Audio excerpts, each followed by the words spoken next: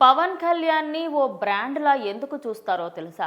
ఆయనకంటూ ఓ చరిత్ర ఉంది. ఆయన చరిత్రని ఇప్పటి తరం వాళ్ళు మర్చిపోయినా ఒకానొక 90s కిడ్స్కి, అదేవిధంగా 20s కిడ్స్ అందరికీ కూడా ఆయనంటే ఏంటి, ఆయన సినిమాలంటే ఏంటి, ఆయన మాట్లాడితే ఎలా ఉంటుంది, మాట్లాడకపోతే ఆయన సైలెన్స్ ఎలా ఉంటుంది, ప్రతి ఒక్కటి చూసిర్రు జనాలు. మరి ఇదే దానికి సంబంధించి ఓ రాష్ట్ర డిప్యూటీ సీఎంగా గెలిచి 10 సంవత్సరాల పాటు ఆహర్నిశలు కష్టపడి 10 సంవత్సరాల తర్వాత కూటమి ప్రభుత్వంగా ఏర్పాటైనప్పుడు ఆయన డిప్యూటీ సీఎంగా గెలిచి ఇప్పుడు కుంభమేళకి వెళ్ళినప్పుడు అక్కడ ప్రయాగ్రాజ్లో స్నానం చేస్తున్న క్రమంలో అటు పుణ్య స్నానం చేస్తున్నప్పుడు అలాంటి మాటలా మాట్లాడేది సోషల్ మీడియాలో. సోషల్ మీడియా అంటే ప్రజలకి తెలియని విషయాన్ని తెలియజేయడం, కానీ ఒక విషయాన్ని అవతల వ్యక్తికి అర్థం కాకుండా అదేవిధంగా కించపరుస్తూ మాట్లాడడం, సోషల్ మీడియాని గొప్పలు చెప్పుకునే ఈ బ్యాచ్కి అంతా కూడా అసలు పవన్ కళ్యాణ్ అంటే ఏంటో తెలియజేయాలనే ఇది ఒక నా చిన్న ప్రయత్నం. నిజానికి పవన్ కళ్యాణ్ గారు సినిమా రంగానికి వచ్చిన కొత్తలో ఆయనకి సినిమాలంటే అంత పెద్దగా ఇష్టం లేదు. ఆయన ఫస్టే ఆయన ఎప్పుడు కూడా జిమ్నాస్టిక్స్, అదేవిధంగా మార్షల్ ఆర్ట్స్ ఇవన్నిట్లలో కూడా ఆరితేరిన వ్యక్తి. అదే కాకుండా బ్లాక్ బెల్ట్ సంపాదించిన వ్యక్తి. కరాటే ఆయనతోని పోటీ పడడానికి ఇప్పుడున్న వాళ్ళు కూడా సరితూగారు. మరి అలాంటి వ్యక్తినా మీరు మాటలు అనేది?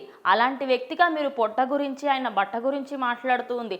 అసలు ఏ ప్లేస్లో ఏది మాట్లాడాలి అనే సోయి కూడా లేకుండా నోటికి ఎంత వస్తే అంత ఓ రాష్ట్ర డిప్యూటీ సీఎం అని కూడా పట్టించుకోకుండా ఇష్టం వచ్చినన్ని మాటలు మాట్లాడుతున్నారు కొంతమంది జనాలు.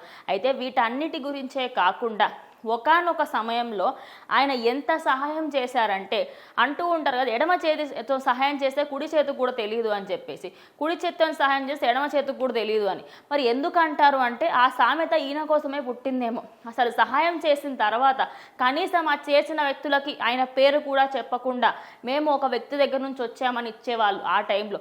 అదే కాకుండా ఒకానొక సమయంలో ఆయన రాష్ట్రానికి డిప్యూటీ సీఎం కాదు, ఓ మినిస్టర్ కాదు, ఓ ఎమ్మెల్యే కూడా కాదు, ఓ రాష్ట్రానికి సంబంధించి ఆ రాష్ట్రంలో ప్రజలకు ఇలాంటి సమస్యలు ఉన్నాయి అని చెప్పి నోరారా అడిగిన ప్రతి ఒక్కరికి రాష్ట్రంలో ఉన్న నిధులు ఏవి ఖర్చు చేయకుండా ఆయన స్వతహా ఆయన జేబులో నుంచి తీసిచ్చిన వ్యక్తి పవన్ కళ్యాణ్. నిజానికి ఈ మధ్య కాలంలో హీరోలకి డూబులు లేకుంటే పని అసలు కుదరదు. ఒక్కొక్క హీరోకి ముగ్గురు నలుగురు డూబులు మెయింటైన్ చేస్తూ ఉంటారు. కానీ పవన్ కళ్యాణ్ ఒక్క డూబు కూడా మెయింటైన్ చేయకుండా ఆయన ప్రతి సినిమా పాలిటిక్స్లోకి రాకన్నా ముందు ఇప్పటికీ కూడా ఆయన సినిమాలకు సంబంధించి కొన్ని వాటిలలోనే డూబ్స్ వాడతారు. బికాస్ ఆయన పని కుదరడం లేదు కాబట్టి, అంటే ఆయన సమయం ఇవ్వలేని పరిస్థితిలో ఉన్నారు కాబట్టి ఆయన డూబ్ వాడాల్సి వస్తుంది. కానీ ఒకానొక సమయంలో ఒక్క డూబ్ కూడా వాడకుండా ప్రతి ఒక్క స్టంట్ని కూడా ఆయన్నే చేశారు. స్టంట్ కొరియోగ్రాఫర్గా కూడా చేశారు. పెద్ద పెద్ద సినిమాలకి ఇలాంటి స్టంట్స్ చేస్తే బాగుంటుందని చెప్పిన కొరియోగ్రాఫర్ కూడా ఆయన. మరి ఇన్ని తెలిసిన వ్యక్తి, ఒక మార్షల్ ఆర్ట్ వ్యక్తిని ఆయన ఇప్పుడు రాష్ట్రానికి అంత సహాయం చేస్తూ ఉంటే ఆయనకు పొట్టొచ్చింది, ఆయన ఆరోగ్యంగా లేడు, ఇవా మనం చూడాల్సింది.